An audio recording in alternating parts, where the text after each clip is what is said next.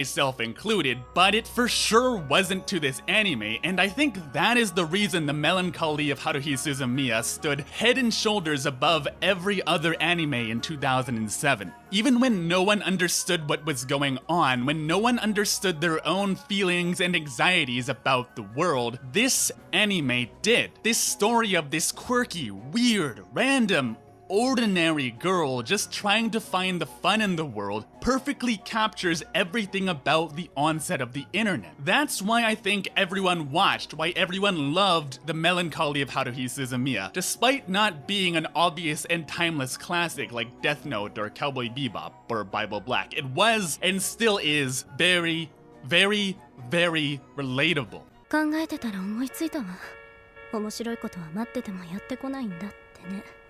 This is why Haruhi doesn't so much go around trying to be weird as she does go around trying to be in charge. She's the club leader, brigade leader. She's the pitcher, the esports captain, the movie director, the pop star. What does she say after her performance at the culture festival? あんなのでよかったのかなって少しは思うけど。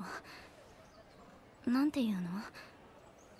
今自分は何かをやってるっていう感じがした。Standing there singing and playing music to a gymnasium filled with people all cheering and shouting her name, being not just one silhouette among thousands in an incalculable crowd of people, but the person the crowd is gathered there for, to not stand among, but to be surrounded by, to be validated by all of these people. That is what she wanted. She never wanted the supernatural. All she ever wanted was to be noticed, for people to look upon her life and tell her that it's worth something. And doesn't that just seem familiar? So the story never actually explains why Haruhi has these powers or where it comes from, and I think that's because it's not important. I see it as a metaphor for this feeling of waking up to the insignificance of existence, for the feeling of being utterly and truly ordinary. We're all the same, but that doesn't mean our lives can't be or aren't extraordinary. It's only a matter of perspective. Nothing that she really does is extraordinary, but it's she herself that makes it so. And I think this is the point of Kyon's character. While Haruhi is a normal girl wishing for the extraordinary but really desiring the everyday, Kyon is someone who spends every day wishing for peace and quiet, but what he really wants is the unusual. はっきり答えろ。俺は春日と春日の起こす出来事を楽しいと思っていたんじゃないのか。言えよ。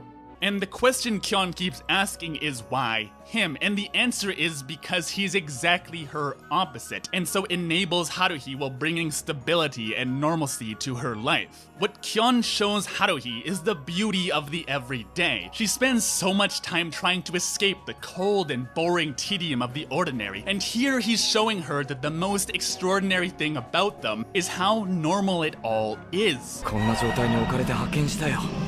俺はなんだかんだ言って今までの暮らしが結構好きだったんだな。What Kyon is able to give her is perspective. Sure, there's trivial, boring things about everyday life, but there's fun and meaning to be had too, and that's what she really wants. 会えるわよきっと。この世界だっていつまでも闇に包まれてるわけじゃない。明日になったら太陽だって昇ってくるわよ。私にはわかるの。There's two general camps about this show. One that it's really artsy and out there, and one that it's obtuse and confusing and that people only like it because they think it's quirky and random. And the story isn't that weird or complicated. That's exactly the point. At the heart of the show is just a bunch of ordinary high schoolers hanging out. And so to discuss this, we need to move on to the second set of camps around the show, which is the never-ending debate on watch order. If you're somehow not familiar, this show aired out of order, and every re-release since then has rearranged it to somewhat